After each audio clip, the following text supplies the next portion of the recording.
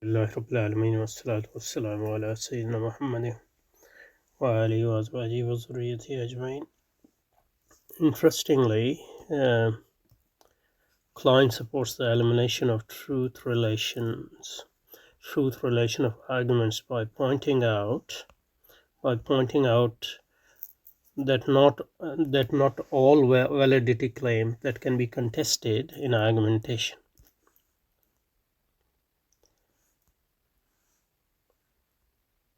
claims can be reduced to truth claims. That is, they are not every claim is about the world around us or about the facts for it.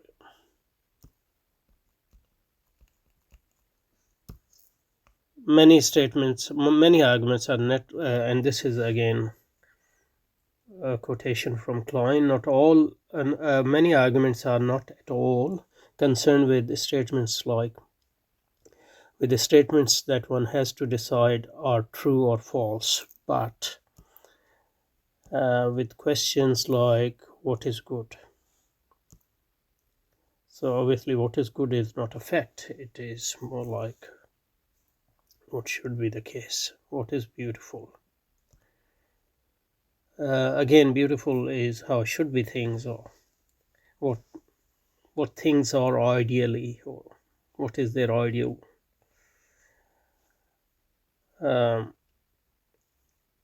form, etc. Not what they are or what one ought to do. So that these are about action. So these are about norms. It is clear that we are here concerned more than ever with what is valid. So validity is still there. You can't just say what is good and what is beautiful and what you should do. Without any reasons or without any foundation in without any anchoring in, or without any recourse to some sort of reasons. But those reasons are not about how the things are. So it is clear that we are here concerned more than ever with what is valid for certain people at certain times. So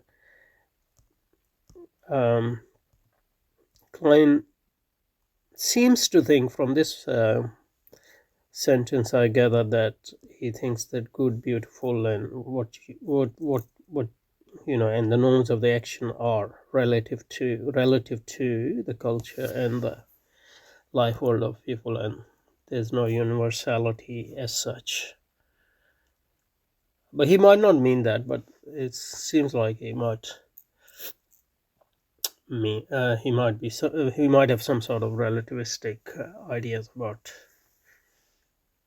ethics, morality, and aesthetics. Okay, now here Habermas again. The concept of propositional truth, which for Habermas is like truth about fact, is in fact too narrow. Yeah, so in fact too narrow. Okay, so here Habermas is agreeing with Klein that the concept of truth is in fact too narrow, but he will obviously dispute his claim that norms and aesthetics and especially morality cannot be universally evaluated to cover everything for which the participants in argument claim validity in the logical sense. I don't know what he means logical sense here, but his meaning is generally clear. For this reason, the theory of argumentation must be required with a more comprehensive concept of validity. So that's what Habermas would try to develop,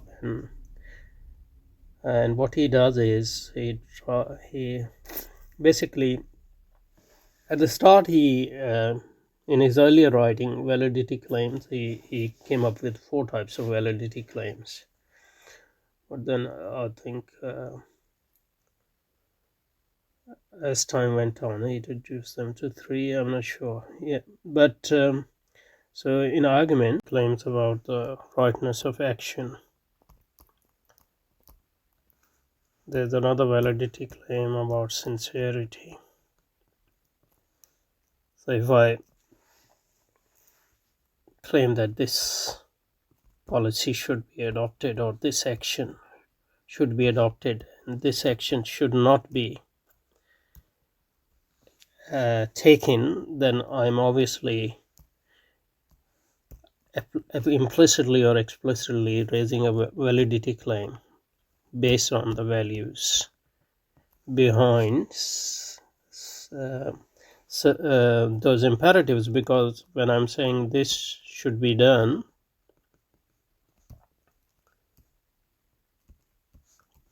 then obviously I'm sort of taking upon myself that if somebody asks me why it should be done, then I would be able to answer for my reasons, and then those reasons can be contested and evaluated. But those reasons are not reasons about facts, but they are reasons about how we should act in this world, etc., for example. And validity claim about sincerity is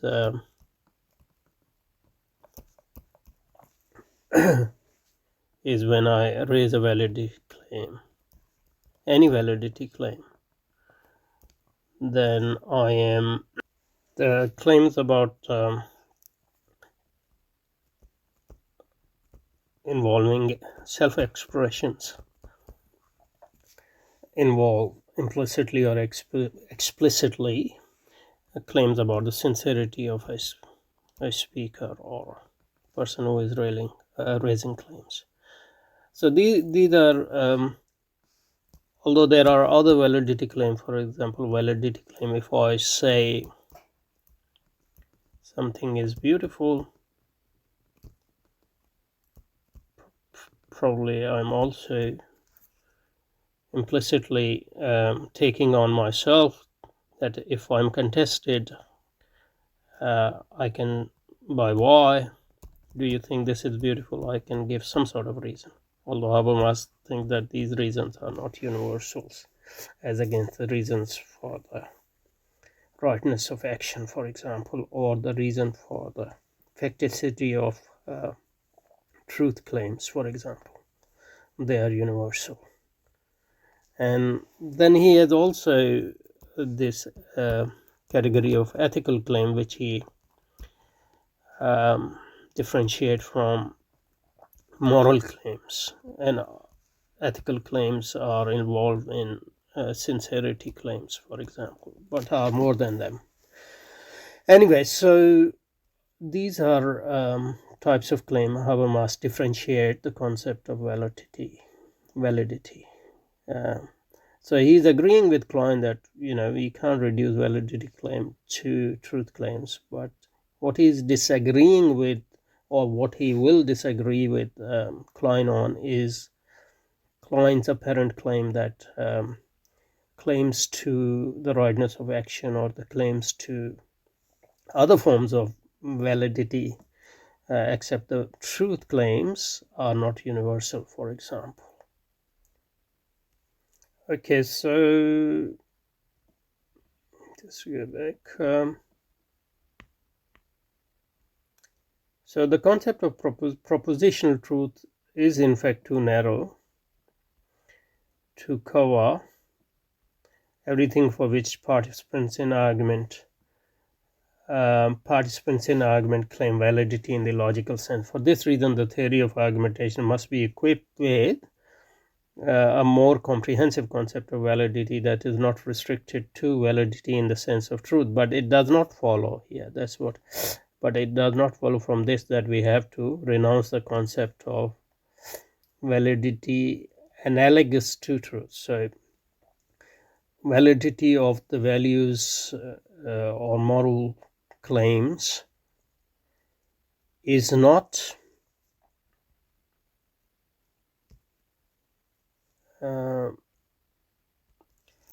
So, so my claim that it is raining outside is a truth claim, in the sense that redeeming this claim will involve referral to facts out there.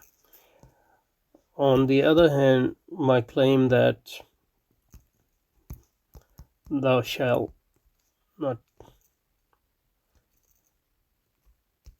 kill or not steal,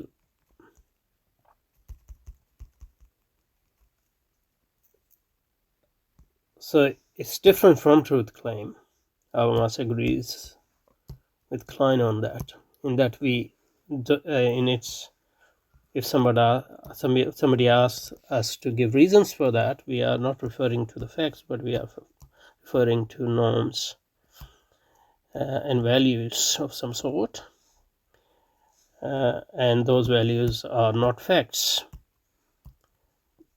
But what Habermas is saying is, despite this, we can't totally drop the analogy to truth. So there is some sort of a truth in here as well, even though that truth is different from the truth of facts, that is, truth of norms and values. And that truth should be the standard against which my claims about the rightness of action should be judged. And that's why we can actually rationally argue about. Even though access to those truths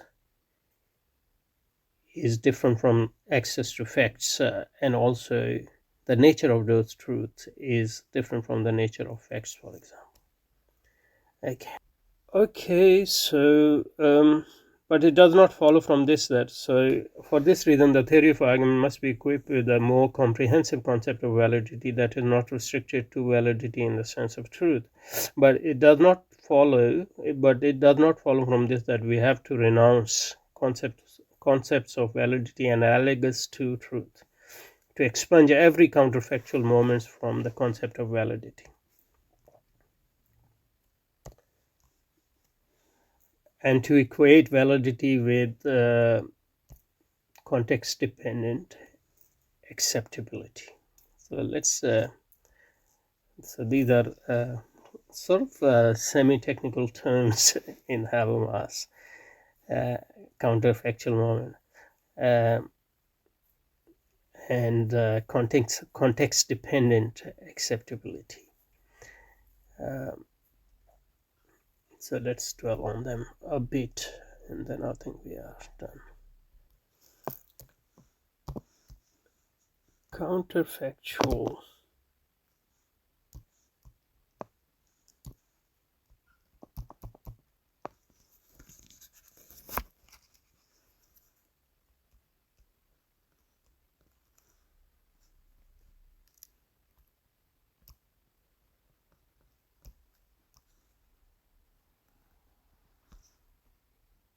So whenever I raise a validity claim, that validity claim can be contested.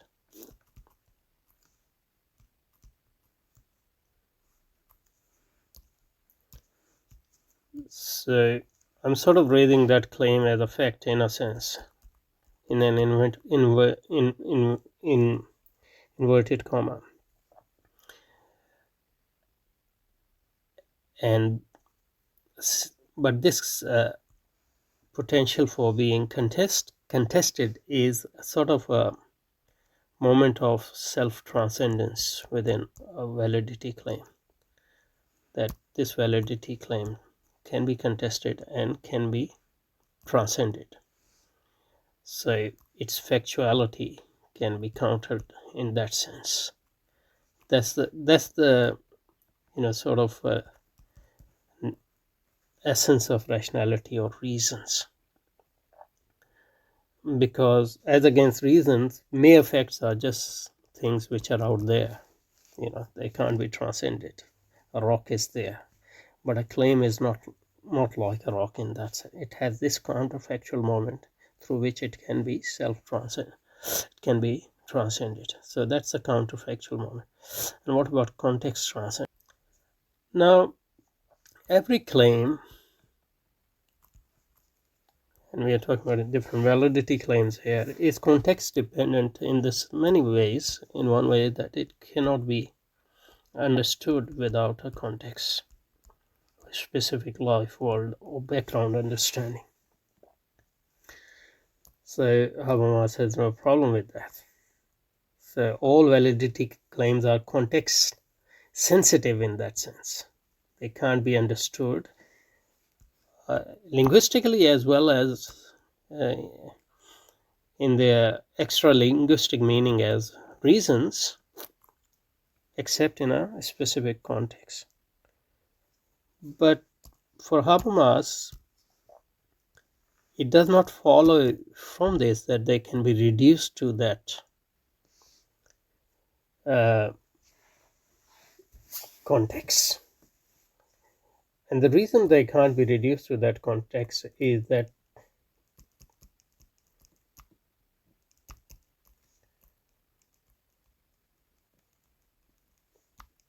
that context is that factuality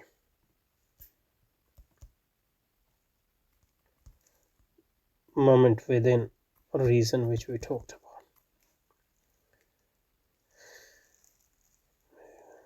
Reasons and claims to reason, etc. And that counterfactual moment makes it possible that every context can be transcended. So what Habermas differentiate between is context dependence,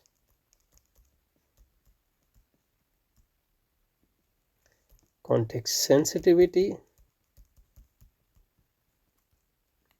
but context reduction. So he accepts that, all claims are context dependent, in the sense of context sensitivity, but they are not necessarily context dependence in the sense of context reduction, and that's because of this counterfactual moment, which is the essence of rationality as understood by Habermas as something which emerges within a space of reason created by a community of participants within argumentation. So Habermas, although he rejects the notion of transcendence as totally divorced from context, he believes in immanent transcendence, that is, transcendence from within. So when I raise a claim about the rightness of action, that claim is within a context. It can be understood only within a context. But that counterfactual moment that my claim can be contested makes it possible that it cannot be reduced to a specific context, and it can be transcended. Obviously, once it is transcended, it is situated within a new context. So in that sense, context is always there. That's why it is immanent transcendence and not absolute transcendence. It is transcendence from within. It is not transcendence which is contextless. Okay, let's go back. Okay, so but it does not follow from this that we have to renounce concept of validity, analogous to truth, to expunge every counterfactual moment from the concept of validity, and to equate validity with context-dependent acceptability. Because when we reduce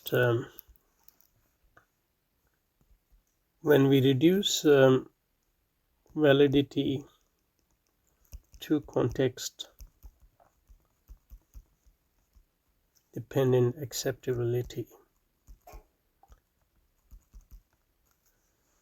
What we are doing is we are robbing validity claims of their counterfactual mark.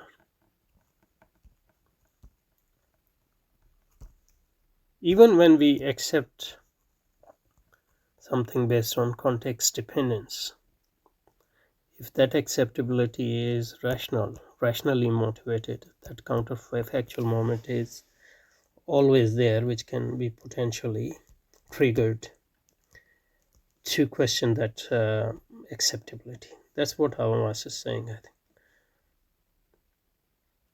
Okay, for me, the advantage. So now he moves on to Toolman. That's how he develops his own theory of validity claims by critiquing people he sort of agrees with, but also doesn't agree with in certain aspects. And that's how he built up his own theory, or at least that's how he presented. Okay, so I think we'll look at Toolman some other time, but this is it for Klein's Habermas's critique of Klein.